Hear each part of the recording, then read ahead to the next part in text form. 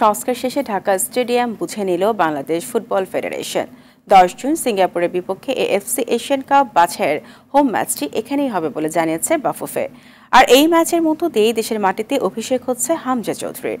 এদিকে মূল মাঠ রক্ষণাবেক্ষণ ও পরিচর্যার মূল দায়িত্ব বাফুফের হাতেই থাকছে। বিস্তারিত মাহফুজুল ইসলামের রিপোর্টে। কচ্ছপ গতিতে এগিয়ে চলা সংস্কার কাজ অবশেষে শেষ পর্যায়ে। হোম অফ ফুটবলে বল গড়াচ্ছে প্রায় ৪৮ মাস পর। অনানুষ্ঠানিকভাবে স্টেডিয়ামটি বুঝে নিয়েছে বাফুফে। সংস্কার কাজের শেষ দিকের অবস্থা দেখতে ফেডারেশনের 4 কর্তা পরিদর্শন করেন হোম অফ ফুটবল। গ্যালারিতে নতুন চেয়ার, ড্রেসিং রুমের অবস্থা কিংবা ফ্লাড লাইটের সংযুক্তিতে সন্তুষ্ট তারা। জুনে সিঙ্গাপুরের বিপক্ষে এশিয়ান কাপ বাছাইয়ের ম্যাচ দিয়ে দেশের মাটিতে অভিষেকের অপেক্ষায় হামজা চৌধুরী। প্রাথমিকভাবে দেখে যেটা মনে হয়েছে যে of course it's in a very good condition at the moment.